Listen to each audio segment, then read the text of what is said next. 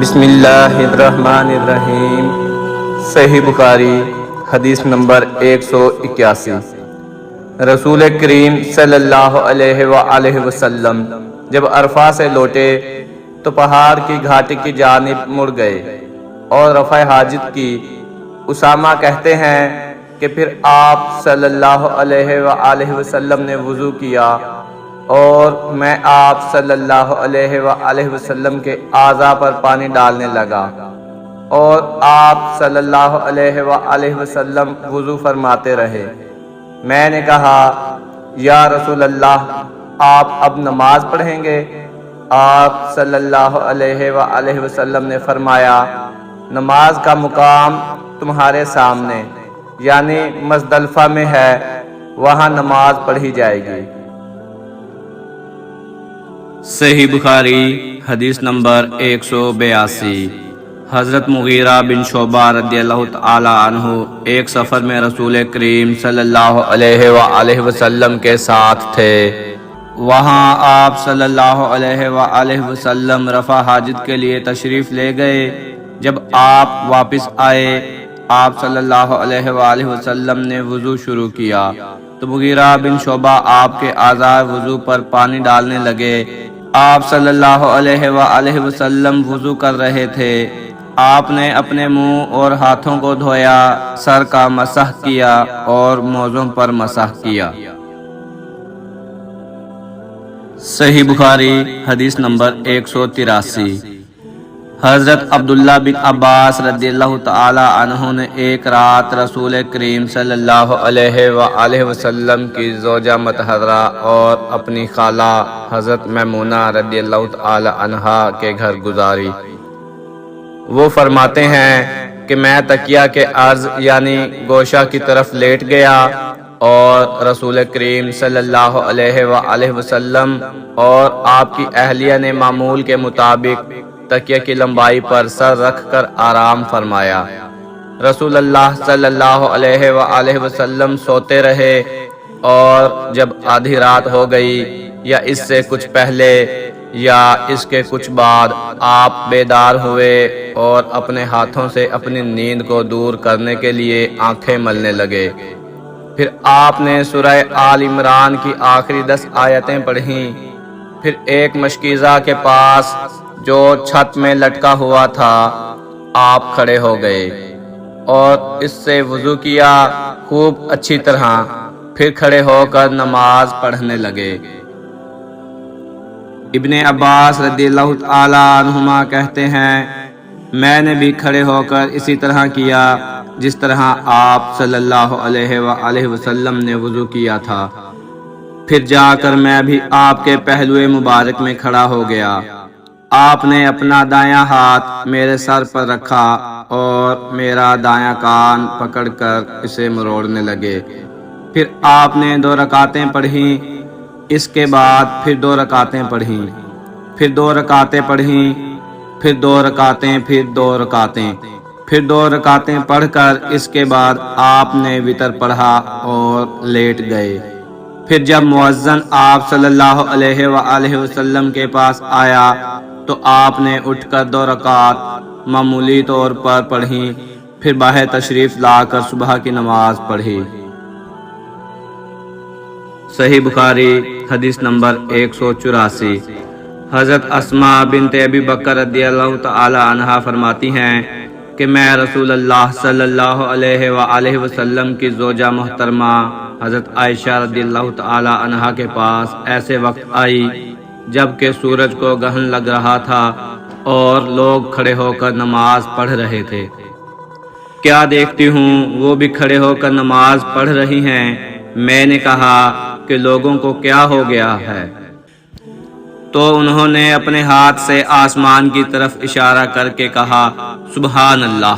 میں نے کہا کیا یہ کوئی خاص نشانی ہے؟ تو انہوں نے اشارے سے کہا کہ ہاں۔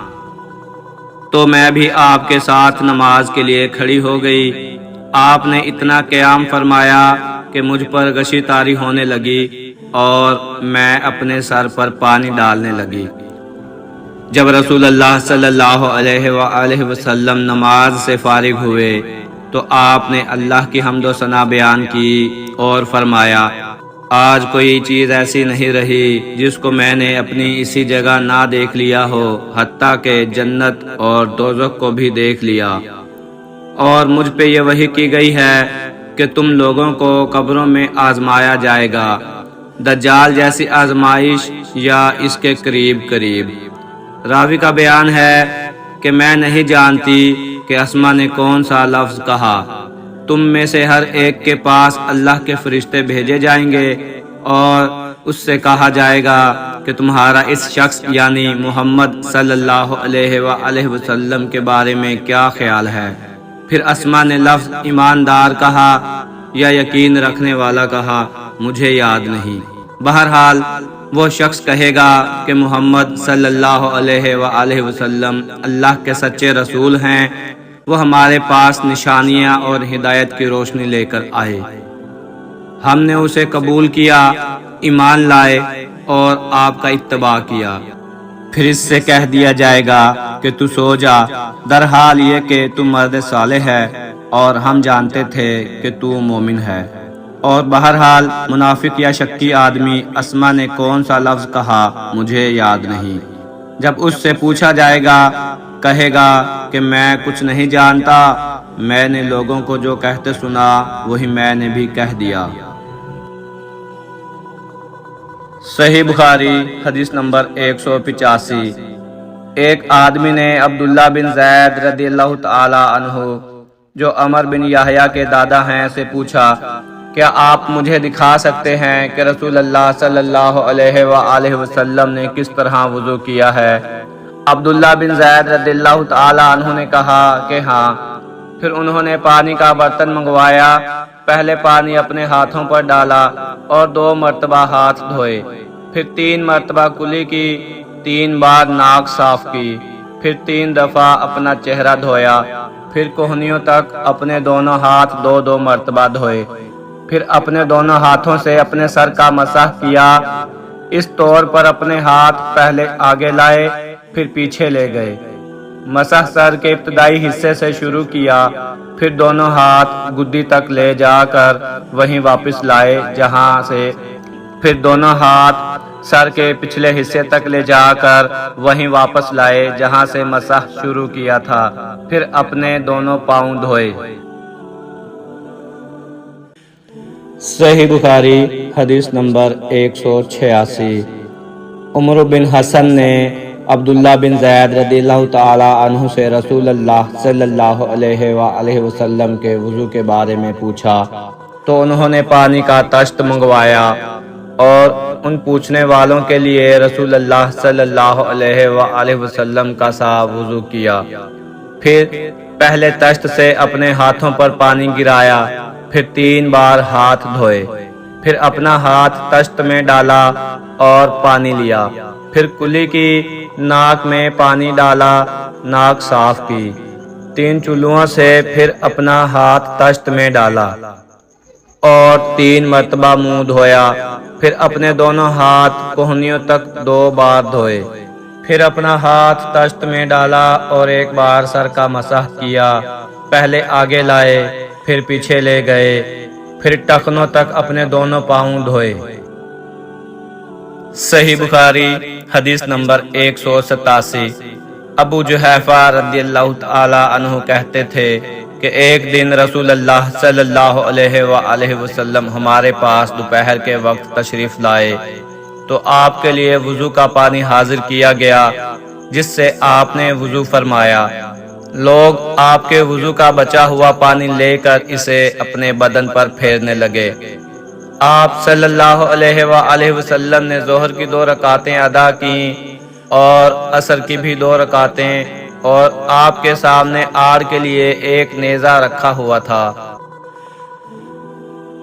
صحیح بخاری حدیث نمبر 188۔ نبی کریم صلی اللہ علیہ وآلہ وسلم نے ایک پیالہ منگوایا جس میں پانی تھا، اس سے آپ صلی اللہ علیہ وآلہ وسلم نے اپنے ہاتھ دھوئے اور اسی پیالہ میں منہ دھویا اور اس میں کلی فرمائی، پھر فرمایا تو تم لوگ اس کو پی لو اور اپنے چہروں اور سینوں پر ڈال لو۔ صحیح بخاری حدیث نمبر 189۔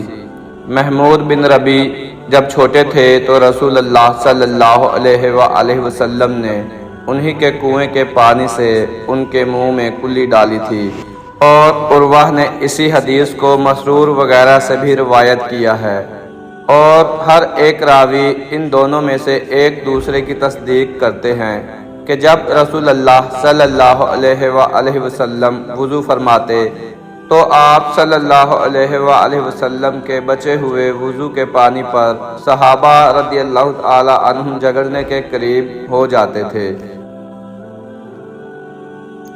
صحیح بخاری حدیث نمبر 190۔ سائب بن یزید رضی اللہ تعالی عنہ کہتے تھے کہ میری خالہ مجھے نبی کریم صلی اللہ علیہ وآلہ وسلم کی خدمت میں لے گئیں اور عرض کیا کہ یا رسول اللہ صلی اللہ علیہ وآلہ وسلم، میرا یہ بھانجا بیمار ہے۔ آپ نے میرے سر پر اپنا ہاتھ پھیرا اور میرے لیے برکت کی دعا فرمائی، پھر آپ نے وضو کیا اور میں نے آپ کے وضو کا بچا ہوا پانی پی لیا، پھر میں آپ کی کمر کے پیچھے کھڑا ہو گیا اور میں نے مہر نبوت دیکھی جو آپ کے مونڈھوں کے درمیان ایسی تھی جیسے چھپر کھٹ کی گھنڈی یا کبوتر کا انڈا۔